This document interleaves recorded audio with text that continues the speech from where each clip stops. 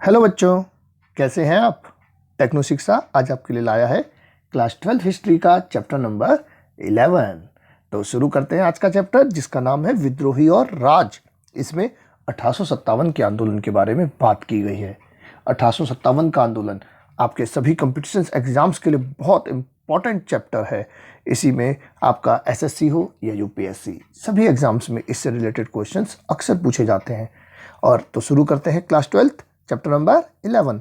मैंने कहा चैप्टर का नाम रेबल्स एंड द राज, और इस साल जो इसका नाम बदलकर अब कर दिया गया है रिप्रेजेंटेशन ऑफ 1857।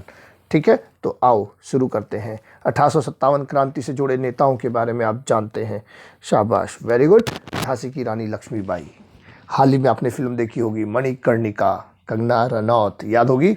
हाँ जी, मंगल पांडे भी आपने देखा था आमिर खान को।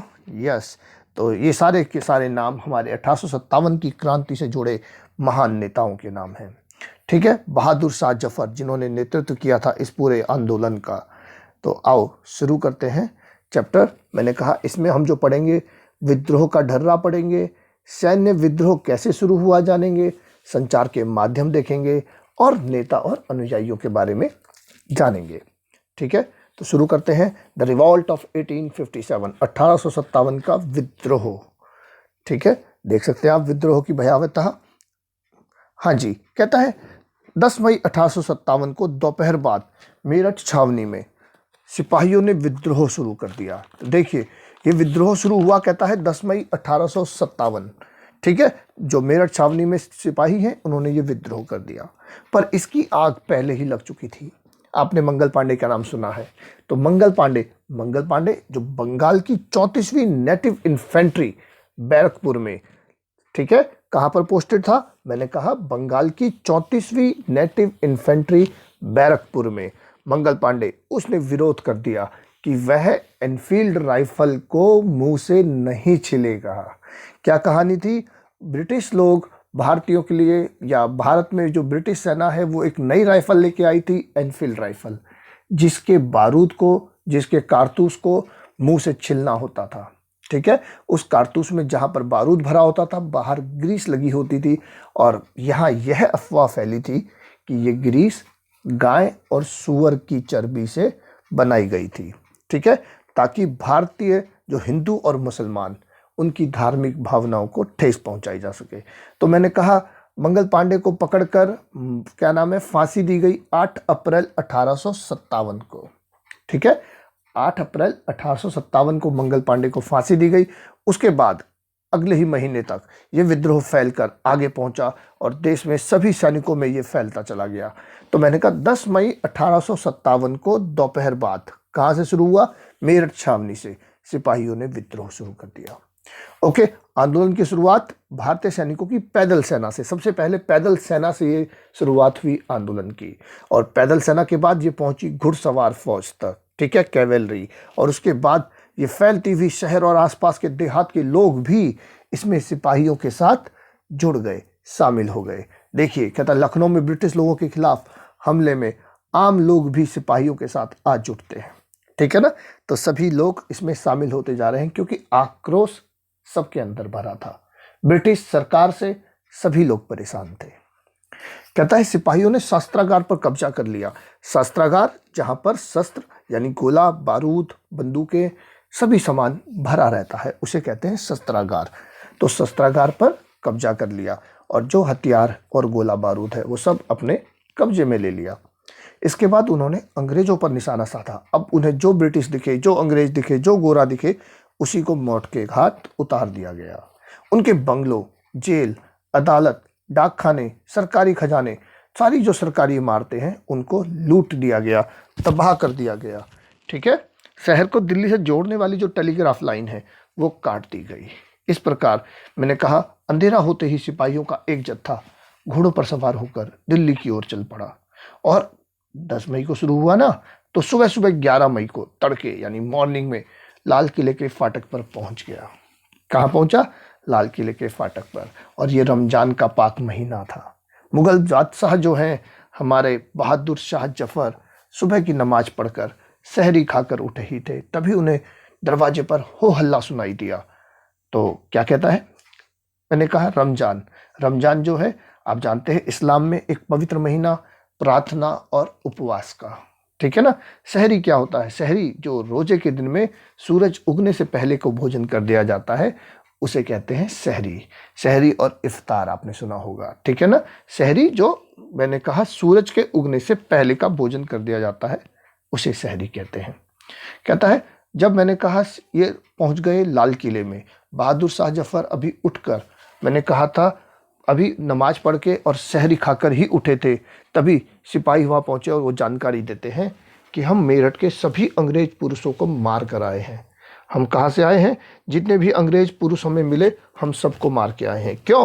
क्योंकि वो हमें गाय और सूअर की चर्बी में लिपटे कारतूस दांतों से खींचने के लिए मजबूर कर रहे थे, क्योंकि हमें मजबूर कर रहे थे कि तुम इन्हें दांतों से छीलो। कहता है इससे हिंदू और मुसलमान सबका धर्म भ्रष्ट हो जाएगा। ये हम सबका धर्म भ्रष्ट करना चाह रहे थे और इसीलिए हम उन सबको मारकर आ गए हैं, ठीक है। कहता है बहुत सारे यूरोपियन लोग मारे गए, दिल्ली के अमीर लोगों पर भी हमले हुए, ठीक है। जो दिल्ली के अमीर लोग हैं, जो उच्च वर्ग है, कुलीन वर्ग है, उनको भी मारा गया। दिल्ली अंग्रेजों के नियंत्रण से बाहर हो चुकी थी, क्योंकि ये जो विद्रोही हैं ये समझते थे कि जो ये अमीर वर्ग है, कुलीन वर्ग है, जमींदार लोग हैं, ये भी ब्रिटिश का वो है, क्या नाम है, पिट्ठू, ब्रिटिश का पिट्ठू है, ब्रिटिश का चमचा है।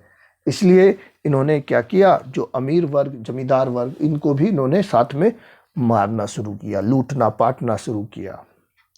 कहते कुछ सिपाही लाल किले में दाखिल होने के लिए दरबार के शिष्टाचार का पालन किए बिना बेधड़क अंदर घुस गए। अब क्या था? मैंने कहा अंदर बादशाह सलामत थे। एक दरबार में बादशाह के पास जाने का एक शिष्टाचार होता है, एक नियम होता है। बादशाह के पास आप ऐसे सीधा तो नहीं जा सकते। बादशाह के पास जाने के लिए आपको पहले परमिशन लेनी पड़ेगी, बादशाह कहेंगे तब। पर इन सिपाहियों ने क्या किया, बेधड़क दरवाज़ा तोड़ते हुए भगते हुए अंदर चले गए और मांग की कि बादशाह उन्हें अपना आशीर्वाद दें। सिपाहियों से घिरे बहादुर शाह के पास उनकी बात मानने के अलावा और कोई चारा नहीं था। उन्होंने सीधा अंदर पहुंच गए और कहते हमें आपका आशीर्वाद चाहिए। अब बादशाह करे क्या? बादशाह तो करे क्या, क्योंकि पहले ही ये अंग्रेजों को मार कर आए थे, ठीक है। अब अगर बादशाह इनकी बात माने तो ठीक, ना माने तो ये बादशाह के ऊपर भी हमला करें। तो बादशाह को चुपचाप इनकी बात माननी ही पड़ी, ठीक है ना। तो कहता है उनकी बात मानने के अलावा बादशाह के पास कोई चारा नहीं था। इस तरह विद्रोह ने एक वैधता हासिल कर ली। अब बादशाह की मुहर लग गई। अब ये विद्रोह जो था केवल जो सैनिक विद्रोह जिसे कहा जा रहा था, अब ये विद्रोह एक राजा के विद्रोह के साथ, राजा के साथ जुड़ गया। राजा के साथ जुड़ने से इसे आम लोगों का समर्थन मिलेगा, ठीक है ना। तो इसका फर्क पड़ता है, इसलिए उन्होंने बादशाह का नाम मांगा। कहते हैं बादशाह जो है 80 साल के बुजुर्ग हो चुके थे। ये बादशाह जो है 80 साल के बुजुर्ग हो चुके थे। वो चाहते नहीं थे लड़ना, उनको पता था कि अमीर में लड़ने का सामर्थ्य तो है नहीं, पर इन्होंने कहा बस हमें आपका नाम चाहिए, आप हमारे साथ खड़े रहें, लड़ हम लेंगे, आप हमारे साथ खड़े रहें, हमें आपका साथ चाहिए बस किसी तरह। तो फिर इस तरह इनको साथ मिला बादशाह का। और इसके बाद गंगा घाटी की छावनियों और दिल्ली के पश्चिम की कुछ छावनियों में विद्रोह के स्वर तेज होने लगे। सब तरफ से विद्रोह की आवाजें आने लगी। देखिए कारण क्या थे 1857 का विद्रोह होने का। हम चलो इसको देखते हैं पहले कि क्या कारण थे, ठीक है। सबसे पहले हम पढ़ेंगे तात्कालिक कारण। मैं आपको बता दूं, कोई भी जो रिवॉल्ट है या किसी भी तरह की जो बात होती है वो एक छोटी सी घटना पे नहीं होता, पहले से कुछ ना कुछ चला आ रहा होता है। बहुत सारे कारण होते हैं जिसकी वजह से इतना बड़ा विद्रोह खड़ा होता है, ठीक है। सबसे पहले हम पढ़ेंगे तात्कालिक कारण, फिर देखते हैं राजनीतिक कारण, सामाजिक कारण, सामाजिक और धार्मिक कारण, मनोवैज्ञानिक कारण, सैनिक कारण और आर्थिक कारण। ओके, शुरू करें। तात्कालिक कारण, मैंने कहा एनफील्ड राइफल आई थी, ठीक है। इस एनफील्ड राइफल का कारतूस देखिए मुंह से छिलना पड़ता था। ओके, ये आप देख सकते हैं, ये देखिए इसमें यहाँ पर ग्रीस भरा होता है, ठीक है ना। यहाँ पर इसका पाउडर वगैरह सब, ये बुलेट और यहाँ पर ग्रीस, तो इसको मुंह से आपको छिलना होगा और इसके बाद इसको बारूद को इसको इसमें फिट करना पड़ेगा। ओके, इस तरह इसका सीक्वेंस था, आप समझ सकते हैं।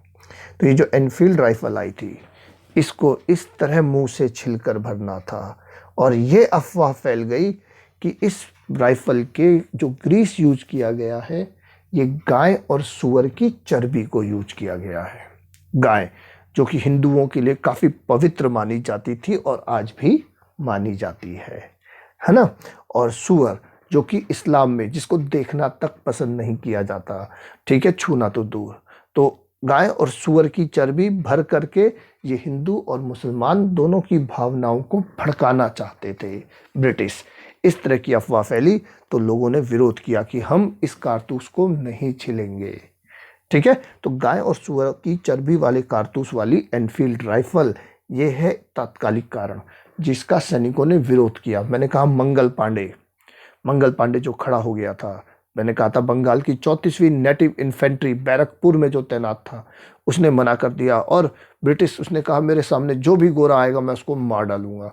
और इस तरह उसने अपने सामने आने वाले सबको मारना शुरू किया। कुछ साथी उसके साथ जुटे पर आखिर में उसको पकड़ लिया गया। पूरी फोर्स इकट्ठा हुई और मंगल पांडे को पकड़ लिया गया। 8 अप्रैल 1857 को फांसी दे दी गई, ठीक है। एनफील्ड राइफल आप देख सकते हैं। The use of animal grease on the cartridge of the newly introduced Enfield rifle was the last straw.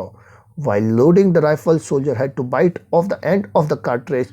It was made up of either pig or cow fat, which violated the religious sentiments of the Muslim and Hindu soldiers. Okay, चलते हैं आगे। देखिए ये आपका Enfield rifle. दूसरा मैंने कहा तात्कालिक कारण के अलावा एक पॉलिटिकल रीजन, राजनीतिक कारण। दो नाम हैं, डलहौजी और वेलेजली। तो ये लॉर्ड डलहौजी और ये लॉर्ड वेलेजली, इनकी जो विस्तारवादी नीति है ये एक बड़ा रोल निभाती है यहाँ पर 1857 की क्रांति के लिए, ठीक है। मैंने कहा दो चीज़ें हैं, एक आप पढ़ेंगे राज्य हड़प नीति, डॉक्ट्रिन ऑफ लैप्स, ठीक है। इसे आहरण की नीति भी कहते हैं या व्यापगत नीति भी कहते हैं, ठीक है, व्यापगत नीति भी कहते हैं, हाँ जी। तो ये डॉक्ट्रिन ऑफ लैप्स, मैंने कहा राज्य आहरण की नीति या व्यापगत की नीति, इंग्लिश में से कहते हैं डॉक्ट्रिन ऑफ लैप्स, ठीक है। ये थी लॉर्ड डलहौजी के द्वारा शुरू की गई नीति। और दूसरी हम आते हैं सब्सिडरी अलायंस यानी सहायक संधि, जो कि लॉर्ड वेलेजली ने शुरू की थी। तो वेलेजली की मैंने कहा गुड मॉर्निंग, हेलो, वेलेजली की सब्सिडरी अलायंस यानी सहायक संधि और लॉर्ड डलहौजी की डॉक्ट्रिन ऑफ लैप्स यानी कि आपकी राज्य हड़प नीति। तो राज्य हड़प नीति में क्या था, जिस राजा की कोई संतान नहीं होगी उस राज्य पर ब्रिटिश कब्जा कर लेंगे, ओके। तो इस तरह था कि जो अगर कोई दत्तक पुत्र होगा यानी कोई गोद लिया हुआ पुत्र होगा तो उसको वैधता नहीं मिलेगी, वो राज्य भी ब्रिटिश अपने कब्जे में ले लेंगे। इसका एग्जाम्पल आप जानते हैं, झांसी की रानी लक्ष्मीबाई, ठीक है ना। उनका अपना कोई पुत्र नहीं था। राजा की डेथ के बाद जब रानी ने दत्तक पुत्र लिया, गोद लिया, तो ब्रिटिश सरकार ने उसे अगला राजा मानने से इनकार कर दिया और राज्य पर अपना कब्जा जमाने की कोशिश की, जिसका विरोध किया रानी लक्ष्मीबाई ने और युद्ध किया, जिसमें कि कैप्टन हीरोज के हाथों रानी लक्ष्मीबाई मारी गई थी। जानते आप, बुंदेलो हर बोलो के मुंह, हमने सुनी कहानी थी, खूब लड़ी मर्दानी वो तो झांसी वाली रानी थी। पढ़ी होगी आपने 6th क्लास में ये पोयम भी, हाँ जी, वेरी गुड। सुभद्रा कुमारी चौहान, शाबाश, सिंहासन हिल उठे, है ना। तो मैंने कहा खूब लड़ी मर्दानी वो तो झांसी वाली रानी थी, बिल्कुल। और दूसरी है सहायक संधि। क्या था इस सहायक संधि में? सहायक संधि 1798 में वेलेजली ने शुरू की थी, ठीक है। और इसके अंतर्गत जो सबसे पहले शामिल किया गया था अवध, ठीक है। सहायक संधि के अंदर सबसे पहले अवध को 1801 में शामिल किया गया था। कब? 1801 में। सहायक संधि कहते तो सहायक यानी कि सहायता करने के लिए, पर सहायता नाम की कोई चीज़ नहीं थी, सब था राज्य हड़पने के लिए। तो सहायक संधि क्या था? इन्होंने संधि की थी कि जो भारतीय राजा हैं, यहाँ के जो देसी राजा हैं, इन राजाओं को अपनी सेना नहीं रखनी, ओके। सैनिक सहायता इनको हम देंगे, हमारी सेना इनके पास रहेगी, ठीक है। तो ब्रिटिश कहते थे कि ब्रिटिश सेना आपके पास रहेगी, आप अपनी सेना नहीं रख सकते, हम देंगे आपको सैनिक सहायता और हमारी सेना का खर्चा आप उठाओगे, ठीक है।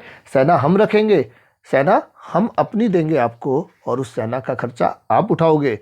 और किसी और दूसरे राजा के साथ आप संधि नहीं कर सकते हो, किसी और के साथ आपको संधि अलाउड नहीं है। तो अब क्या होगा, अगर किसी से आपका युद्ध होगा तो हम आपकी सहायता करेंगे। तो मतलब राजा को कमज़ोर कर दिया, राजा के पास सेना तक नहीं छोड़ी, सेना हमारी, और उसका खर्चा उठाएगा राजा ही। तो ये सहायक संधि थी, मैंने कहा, जो कि भारतीय राजाओं को अंग्रेज़ों की सेना के ऊपर निर्भर रहना पड़ेगा। ओके, और राजा किसी और के साथ संधि नहीं करेगा और सेना का खर्चा भी राजा ही उठाएगा। समझ आई यहाँ तक? कोई प्रॉब्लम? चलें आगे। तो मैंने कहा 2 नीतियाँ आपको याद रखनी है, एक डॉक्ट्रिन ऑफ लैप्स, एक सब्सिडरी अलायंस, ये दोनों। ओके, अब आते हैं।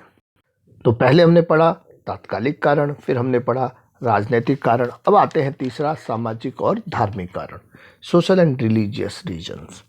सामाजिक कारण कहता है अंग्रेजी शिक्षा को शुरू कर दिया अंग्रेजों के द्वारा, यानी जो हमारी भारतीय भाषाएं थी, हिंदी, उर्दू, संस्कृत और जो लोकल लैंग्वेजेस, इन सबको ख़त्म करके अंग्रेजी शिक्षा शुरू की गई कि अंग्रेजी में पढ़ाई करिए।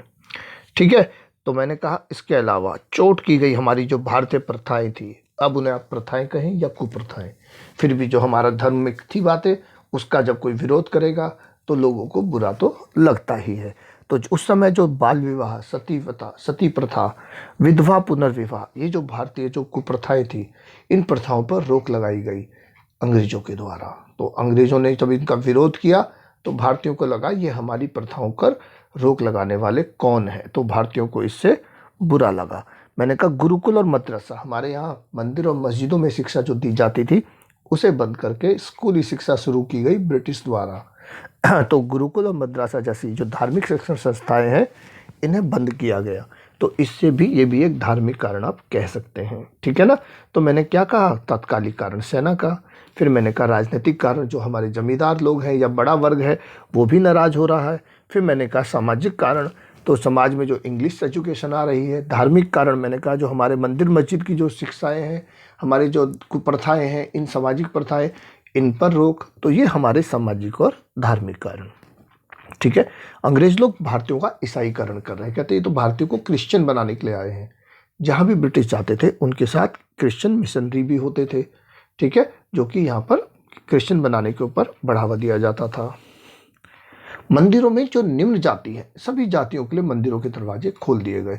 इससे भी जो भारत का उच्च वर्ग है, जो ठाकुर और ब्राह्मण वर्ग, जो उच्च वर्ग है, जो कि मंदिरों पे अपना एकाधिकार जमाता था, उनको भी बुरा लगा, वे भी ब्रिटिश से खिलाफ हो गए। मैंने कहा मनोवैज्ञानिक कारण, साइकोलॉजिकल फैक्टर। साइकोलॉजिकल फैक्टर क्या था, एक अफवाह चली थी कि ब्रिटिश का राज 100 साल चलेगा, 100 साल बाद इनका राज अपने आप ख़त्म हो जाएगा।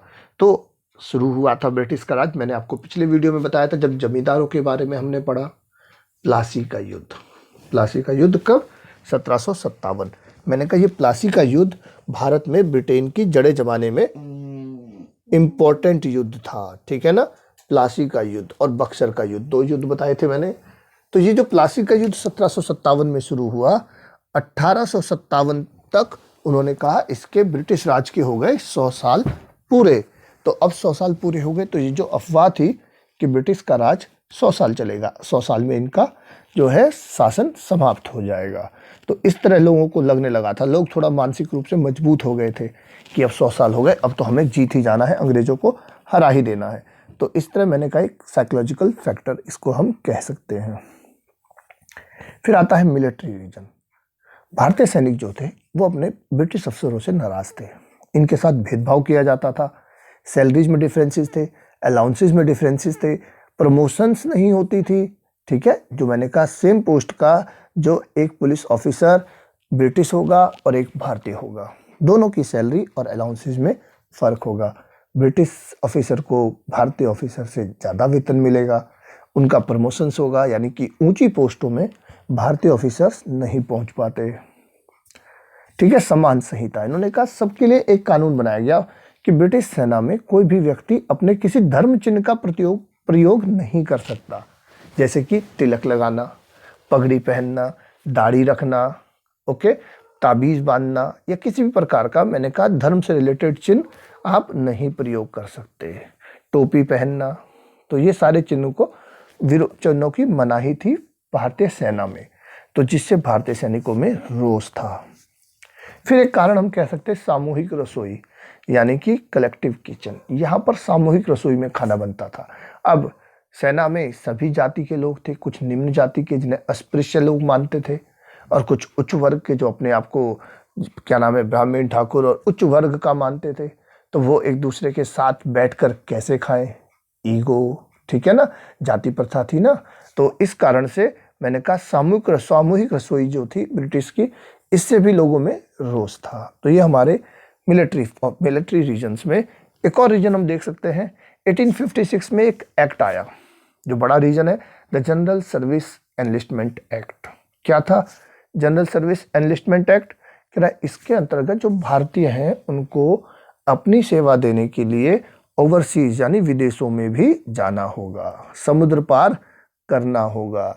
और समुद्र पार करना भारतीय समाज में उस समय बड़ा ही निषेध माना जाता था। आपका धर्म भ्रष्ट माना जाएगा अगर आप समुद्र को लांघ लेते हैं तो, ठीक है ना। तो इससे भारतीयों में रोष था कि नहीं भाई, हम समुद्र पार कैसे जाए, हम अपना हिंदू धर्म कैसे खतरे में डाल दें। तो ये भी एक बड़ा रीजन था जो जनरल सर्विस एनलिस्टमेंट एक्ट आया था, जिसके अंतर्गत भारतीय सैनिकों को विदेशों में जाना था सेवा देने के लिए, ठीक है। फिर हम आते हैं इकोनॉमिक रीजन। इकोनॉमिक यानी आर्थिक कारण, आर्थिक यानी कि पैसा। अंग्रेज लोग व्यापारी बनकर पैसा कमाने ही तो आए थे, और पैसा वो हमें शासक बनकर भी हमारे ऊपर से कमाते रहे। अभी तक जो शासक भारत आते थे वो शासन करते थे, और शासक का काम होता था उसकी प्रजा को खुश रहेगी तो राजा भी खुश रहेगा, क्योंकि जब प्रजा ज़्यादा कमाएगी तो राजा भी उनसे ज़्यादा राजस्व लेगा।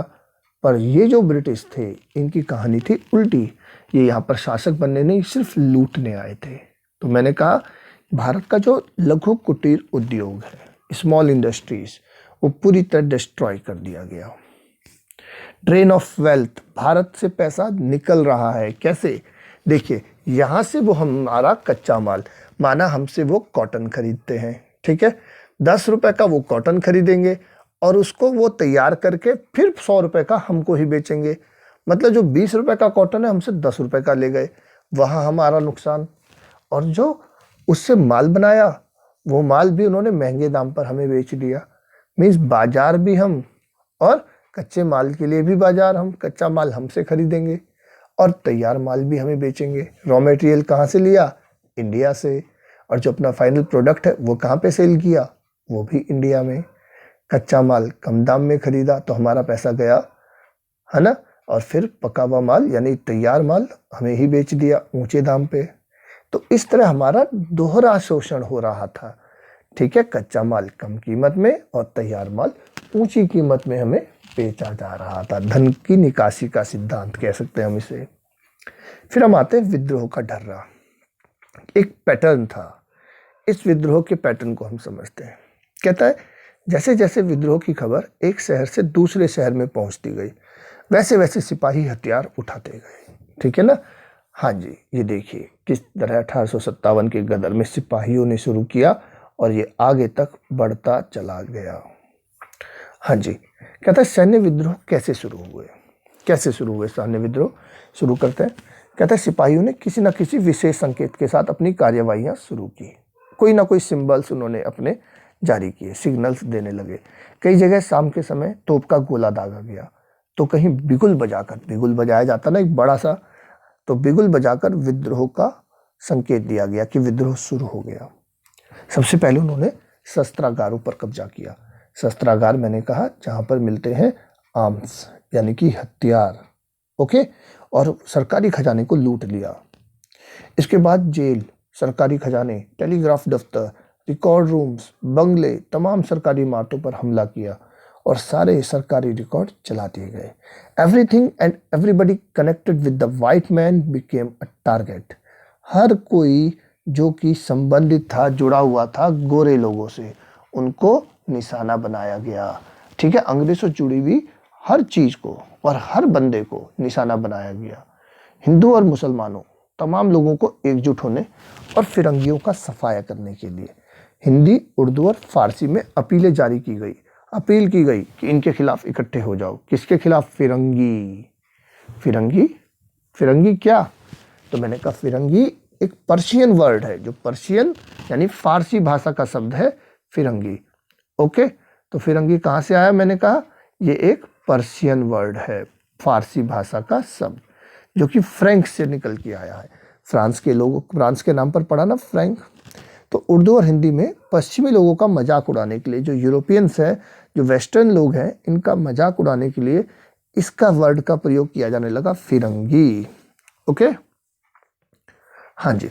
कहता है विद्रोह में आम लोगों के शामिल होने से, जब आम लोग शामिल हुए, पहले मैंने कहा शुरू हुआ सैनिकों से, फिर इसमें आम लोग जुड़ते गए, विद्रोह हमलों का दायरा फैल गया, ज़्यादा जगह हमले होने लगे।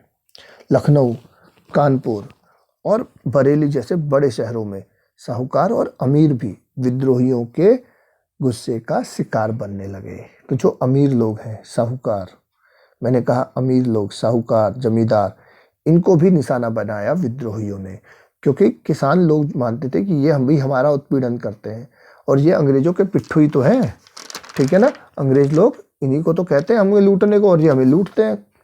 हाँ जी। कहता है मई जून के महीनों में अंग्रेजों के पास विद्रोहियों की कार्यवाहियों का कोई जवाब नहीं था। बिल्कुल तबाह कर दिया था अंग्रेजों को। उनके पास विद्रोहियों के लिए कोई जवाब नहीं था, बस अपनी जिंदगी और घर बार बचाने में फंसे हुए थे ब्रिटिश। कहता है जैसे कि एक ब्रिटिश अफसर ने लिखा है, ब्रिटिश शासन ताश के किले की तरह बिखर गया, collapsed like a house made of cards. ठीक है, अब देखते हैं संचार के माध्यम कैसे इधर से उधर कम्युनिकेशन। कहता है अलग अलग स्थानों पर विद्रोह के धर्रे में समानता, अलग अलग जगह विद्रोह हो रहा है और सब में है एक समानता। इससे ये बात तो साबित होती है कि जो अलग अलग छावनियों के सिपाही हैं, इनके बीच अच्छा संचार बना हुआ था, एक गुड कम्युनिकेशन इनके बीच था।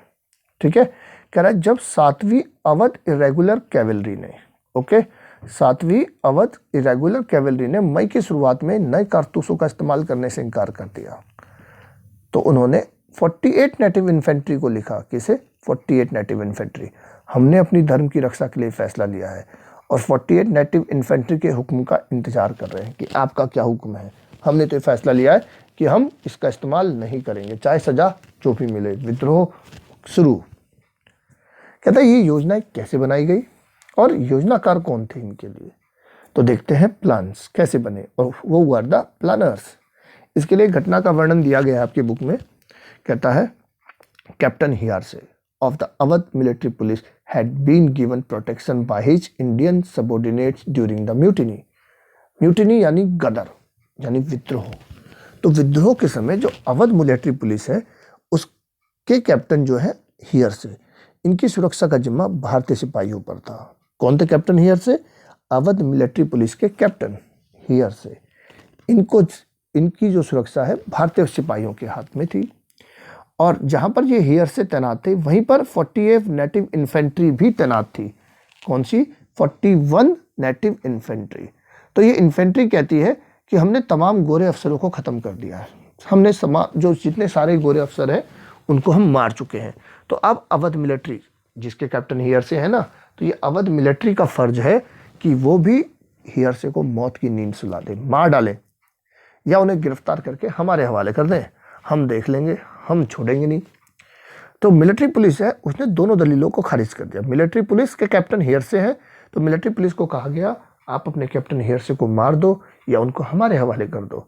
किसने कहा? मैंने कहा 41 जो आपकी नेटिव इन्फेंट्री है उसने। पर मिलिट्री पुलिस ने दोनों दलीलें खारिज कर दी कि ना हम मारेंगे ना आपके हवाले करेंगे। तो अब तय हुआ क्या किया जाए भाई? तो अब तय हुआ कि इस मामले को हल करने के लिए हर रेजिमेंट के देसी अफसरों की एक पंचायत बुलाई जाए। सभी के जो देसी अफसर हैं उनके लिए एक पंचायत बुलाई जाए, मतलब इनके बीच आपस में कहीं ना कहीं कम्युनिकेशन था, सब में आपस में कहीं ना कहीं समझौता हो रहा था। तो सारे देसी सैनिकों की एक पंचायत बुलाई जाने का लिया गया फैसला। तो इस विद्रोह की शुरुआती इतिहासकार में से एक जो चार्ल्स बाउल है, चार्ल्स बाउल लिखते हैं कि ये पंचायतें रात को कानपुर सिपाही लाइन आपने पढ़ा होगा, पुलिस लाइन सुना है ना, new police line, old police line, तो जहाँ पर सिपाही लोग रहते हैं, तो कहता है कानपुर सिपाही लाइन में रात को ये पंचायतें जुटती थी। इसका क्या मतलब है जो पंचायत हो रही है? कह रहा है इसका मतलब है कि कुछ फैसले सामूहिक रूप से लिए जा रहे हैं। ठीक है, इसका मतलब है सामूहिक रूप से फैसले हो रहे हैं, कि ऐसे ही नहीं कि विद्रोह कहीं से भी कुछ भी शुरू हो गया।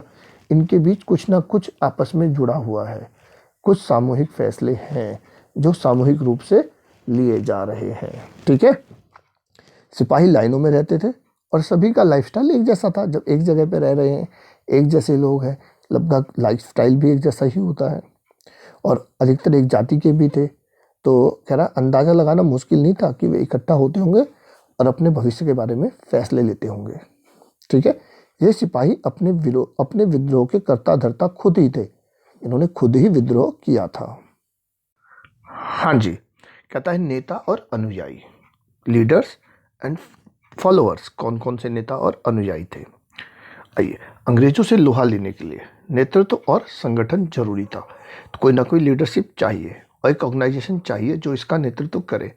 ठीक है, ताकि जो आपका विद्रोह है वो संगठित रूप से, एक सटीक रूप से, डिसिप्लिनरी रूप से चलता रहे। कहता है इसके लिए विद्रोहियों ने ऐसे लोगों की शरण ली जो अंग्रेजों से पहले नेताओं की भूमिका निभाते थे। यानी जब अंग्रेज आए उससे पहले जो नेता थे उन लोगों को उन्होंने अपने विद्रोह से जोड़ा, उनको अपने साथ शामिल किया। जैसे कि मैंने कहा था, बहादुर शाह जफर के पास गए थे ना विद्रोही कि आप हमें नेतृत्व दो। ठीक है, तो ये अनुभवी थे, इनके पास एक जनमानस का जुड़ाव था, लोगों की भावनाएं जुड़ी हुई थी। तो मैंने कहा इनके पास लोग पहुँचे, विन लोगों के पास जो कि पहले अंग्रेजों से अपने नेता की भूमिका निभाते थे। ओके, ठीक है, तो उन लोगों को इन्होंने नेतृत्व के लिए चुना। मैंने कहा अब हम देखते हैं इस विद्रोह में किस किस स्थान से कौन कौन से लोग जुड़े हुए थे। जैसे हम देखते हैं दिल्ली से मुगल बादशाह बहादुर शाह जफर। ठीक है, मैंने कहा बहादुर शाह जफर को कहा गया, और बहादुर शाह जफर चूंकि 80 वर्ष के वृद्ध हो चुके थे, तो मैंने कहा इनका जो पुत्र था मिर्ज़ा मुगल, ये दोनों दिल्ली से नाम आते हैं, बहादुर शाह जफर और मिर्ज़ा मुगल बहादुर शाह जफर के पुत्र। मैंने कहा कानपुर से नाम आता है नाना साहिब कौन थे? नाना साहिब पेशवा बाजीराव के उत्तराधिकारी थे। ठीक है, पेशवा बाजीराव के सक्सेसर। ओके, अब ये भी वृद्ध हो चुके थे नाना साहिब, तो यहाँ पर इसलिए दूसरा नाम आता है तात्या टोपे। तो कानपुर से नाना साहब और तात्या टोपे, दिल्ली से मैंने कहा बहादुर शाह जफर और मिर्ज़ा मुगल। झांसी से आप सभी लोग जानते हैं, मैंने कहा था बुंदेले हर बुल्लों के मुंह, हमने सुनी कहानी थी, खूब लड़ी मर्दानी वो तो झांसी वाली रानी थी, है ना, शाबाश। और आरा बिहार में एक जगह है। ठीक है, तो आरा से जो थे जमींदार जुड़े हुए थे कुंवर सिंह, तो इनको शामिल किया गया था कुंवर सिंह, आरा से, बिहार से। अवध से मैंने कहा नवाब वाजिद अली शाह। देखिए भाई, अवध से जो थे नवाब वाजिद अली शाह को जोड़ा गया। अवध, मैंने कहा ये अयोध्या लखनऊ यही वाला इलाका अवध हुआ करता था। तो अवध से नवाब साहब थे इस आंदोलन से जुड़े हुए। और लखनऊ की बात करें तो लखनऊ में नवाब साहब की ही बेगम हजरत महल। तो बेगम हजरत महल, ध्यान रहे, नवाब वाजिद अली शाह की ही वाइफ थी, इन्हीं की बेगम थी बेगम हजरत महल। और बेगम हजरत महल का ही बेटा था बिरजिस कद्र। तो ये बिरजिस कद्र युवा, मैंने इसीलिए लिखा, ये छोटा ही बच्चा था और ये भी अपनी माँ के साथ अपने लखनऊ से नेतृत्व कर रहे थे। मैंने कहा बिरजिस कद्र, तो बिरजिस कद्र, बेगम हजरत महल लखनऊ से। अवध से मैंने कहा नवाब वाजिद अली शाह, और आरा बिहार में जो है वहाँ से हमने नाम बताया जमींदार कुंवर सिंह। झांसी से आप जानते हैं रानी लक्ष्मीबाई, कानपुर से नाना साहब और तात्या टोपे, दिल्ली से मुगल बादशाह बहादुर शाह जफर और उनका बेटा मिर्ज़ा मुगल।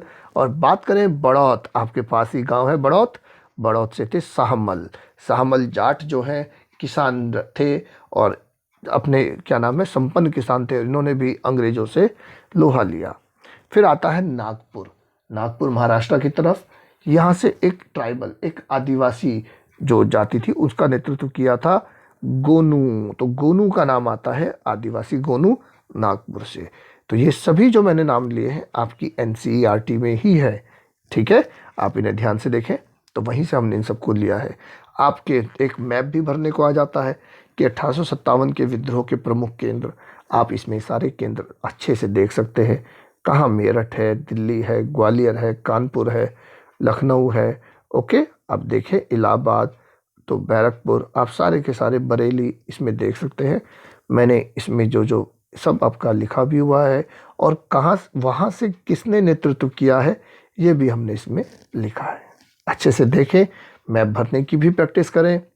आगे आते हैं, मैंने कहा ये भी देखिए, इसमें भी मैंने स्थान लिखे हुए हैं, ठीक है। मेरठ, दिल्ली, झांसी, लखनऊ, कानपुर, आप इन स्थानों को भरें। और इसमें ब्रैकेट में मैंने कहा उस स्थान से लड़ने वाले नेता का भी नाम लिखा है। ये रानी लक्ष्मीबाई जी, आपको एक चित्र दिख रहा है, ठीक है, जानते हैं आप भी। ये देखिए नाना साहिब, मैंने कहा, ठीक है, वेरी गुड, हाँ जी।